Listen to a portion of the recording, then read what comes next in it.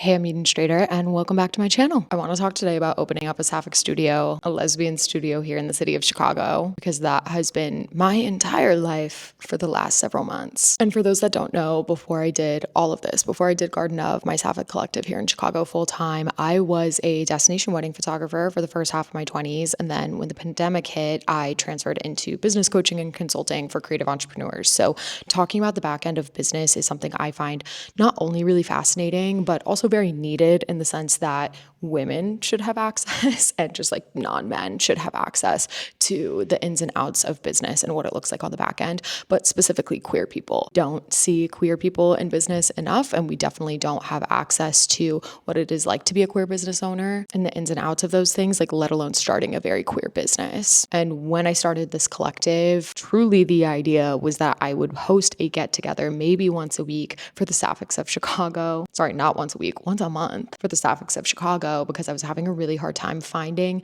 collectives here that were very, very, very Sapphic specific and not open to just like queer demographics in general, which are amazing and needed, let me be clear. But I really came into my queerness in New York City, specifically Brooklyn. New York City is Manhattan, Work Island is another beast, but Brooklyn, I was fortunate enough to like really come into my queerness when I lived in Brooklyn, and that changed my life because there are so many places that you can go to be surrounded by just Saphics, and that was a little bit harder for me here. And when I moved here, I got taken to Scarlet and told that this was the lesbian club, and I was like, that's not going to work. And we are very blessed in Chicago as well. I want to give a shout out to amazing Sapphic spaces that we have here, like Dorothy's, Nobody's Darling, Whiskey Girl Tavern, Pink Sappho, Starlight Sapphic, Baller, Lipstick Lounge. Like, let me be clear, there is stuff going on. Let me make sure that is abundantly clear. I know I'm missing some, but like truly there are amazing resources. A lot of them have popped up lately, which is so cool to see. But I wanted something that was a little bit more friendship focused. I also love throwing a party. I started throwing lesbian parties over a year ago now in my apartment in Brooklyn. And so when I first moved to Chicago, hosted one here. And that's kind of what propelled me into making the collective. Is we had over 50 people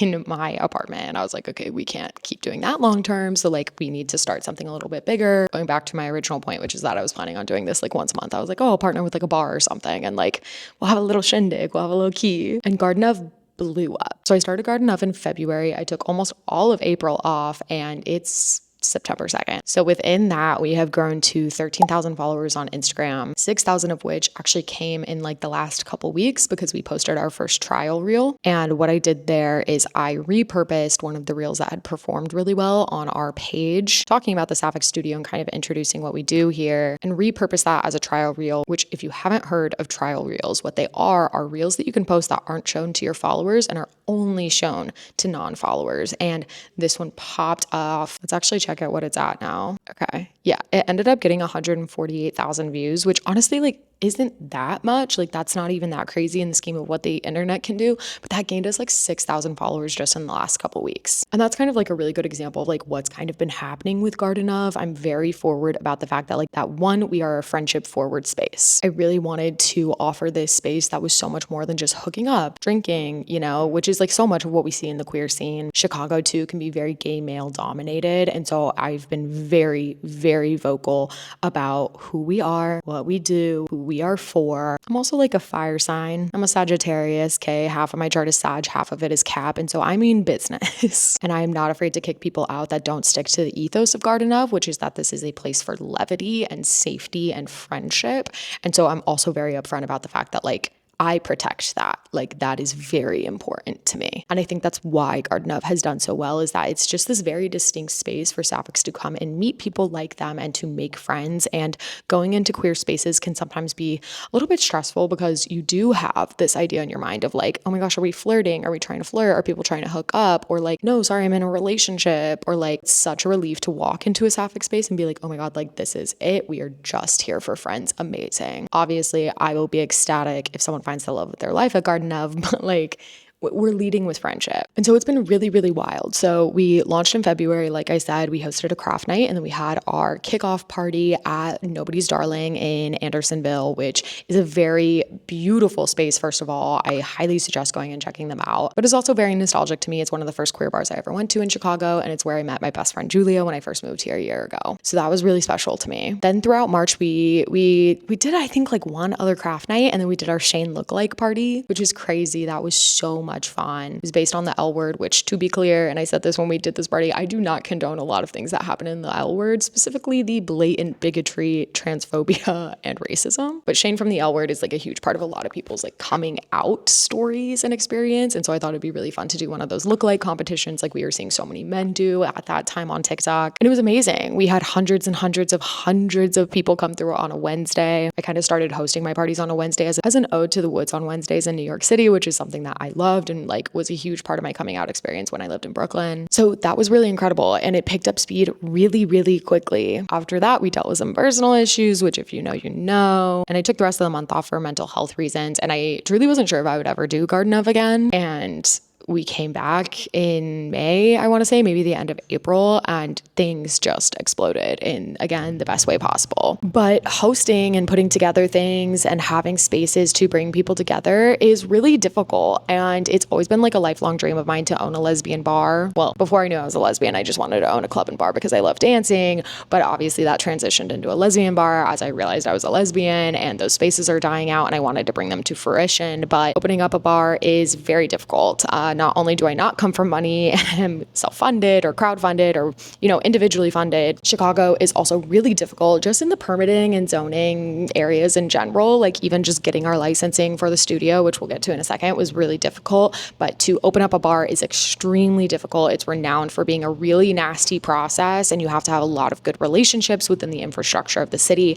And so on top of that, again, was like Garden of isn't drinking forward. Like we've never been drinking forward. We've never been substance forward. So I was like, why am I trying to like do that? Like that doesn't need to be the first thing that we do. And, renting out spaces that I was really passionate about, right? Like we have built some really beautiful relationships with a lot of bars and, nightlife areas and even coffee shops in the area that we struck up great deals with and we have good relationships with and could host there, if for free, if not for really affordably. But then there have been other bars within the city that are insane buyouts. Like we have, inquired with many a venue that we're looking at $6,000 to $7,000 just to rent them out for the night. And that's not sustainable nor doable when you are trying to keep things as accessible as possible, which has always been kind of my thing with Garden of, is that like it is community over capitalism always. And I'm so grateful for the Sapphics that we have in our community that have been willing to pay when they can and pay what they can afford and give us the opportunity to keep offering very discounted tickets or community tickets for trans, BIPOC, and unemployed Sapphics. Like it's been this really funky line, honestly, because it's like this does cost a lot to put on. Like before we launched the studio, I had already spent I think like $20,000 on craft nights and supplies and rentals and what have you. Like it adds up really, really quickly. And so I was like, okay, I still want to keep partnering with these amazing businesses that we have built really good relationships with and we love. One is First Sip, one is Lost Never Found. They have been so lovely at hosting us and we really, really just love them and their spaces and their staff. But I was like, okay, we like need something more consistent. Like I also don't have a car. So getting all the craft supplies to, another venue was proving to be pretty difficult and take up a lot of time. And I went and checked out my friend's space, Starstruck Inc., Vanjie, who does all the tattoos at our parties. She's in a studio. I went there one day and I was like, oh my gosh, this is amazing. Like, why haven't I thought about opening like a studio or some sort of third space that doesn't have to be alcohol heavy, that people can still gather with in some form? And in typical Sag Cap fashion, I had that idea and then I signed on a place within like a month, maybe even April, but I've been working like 60 to 80 hours on Garden of since.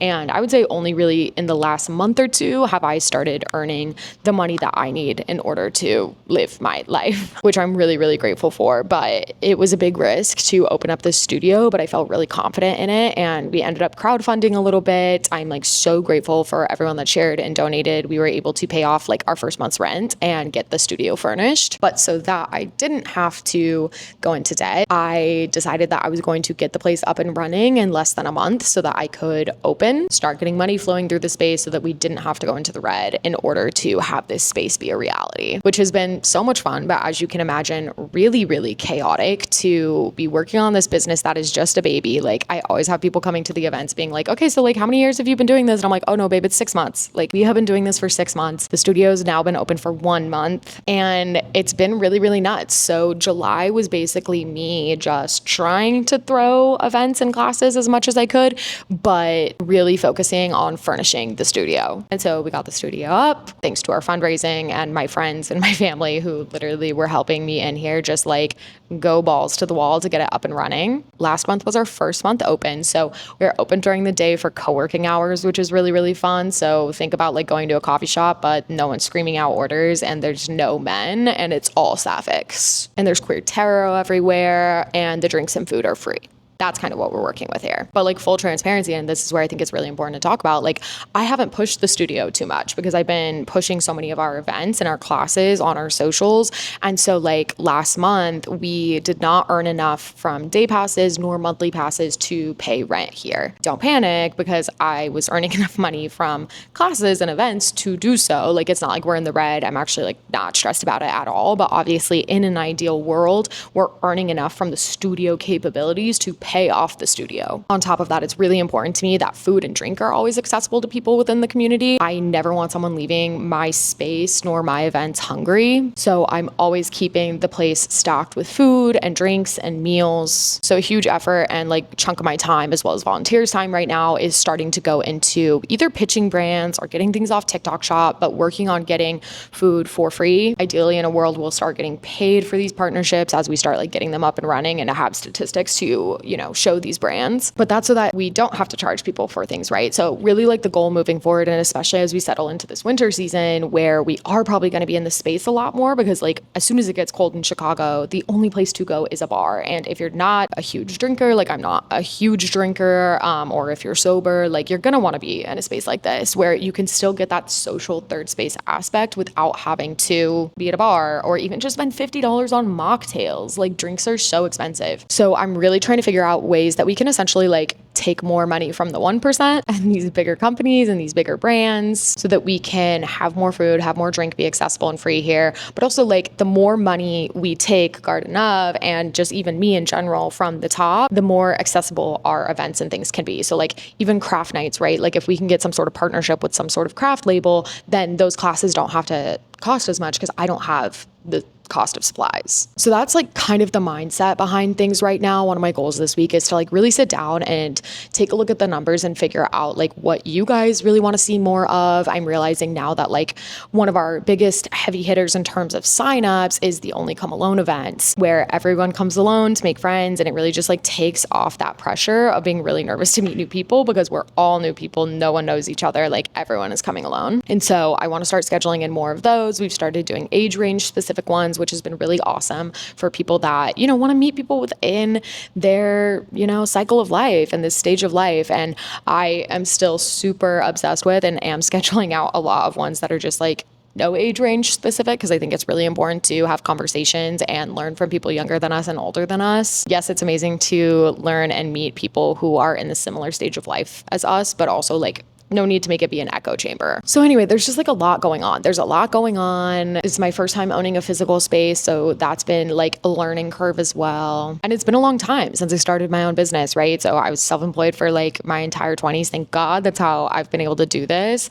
But those were very, very different businesses. I've never offered a service like this. I've never, done a job that requires me to be there every single day, right? Like photographers, it's like I was shooting weddings. So like I was doing major things on the weekends or like maybe a shoot or two during the week, but like overall I was just at my home getting to like edit, email, be on calls, things like that. So it's been a huge change and like lifestyle change and lifestyle shift for me personally, as well as just like a big adjustment on working on a new type of business and like seeing what sticks and what doesn't. Cause again, we're very, very new and it's been amazing to like see this level of success. And like I always tell everyone at every event, I'm like, this is nothing without you guys showing up. Like this is entirely possible. Garden of is entirely possible because the Saphics of Chicago have shown up in such a capacity, and I'm so grateful. So I'm excited to see what's next. There's a lot going on. If you ever want to join us at a class, at an event, at anything, head over to our website and view upcoming events. We have a calendar there that everything is updated on. And come co-work with us in the studio. It's so much fun. It's a lot bigger than it looks online. That's always everyone's take when they come in. And like the energy of it is just so different in person and so lovely. I really need to figure out how to like capture her magic on camera a little bit better. But I would love to see you, whether that is at an Only Come Alone or at a craft class or in the studio. Coffee and matcha on me. But anyway, yeah, it's been amazing. Thank you all so far that have like made Garden of what it is. And I'm really excited to keep you updated on everything going on. Okay, love you. Bye.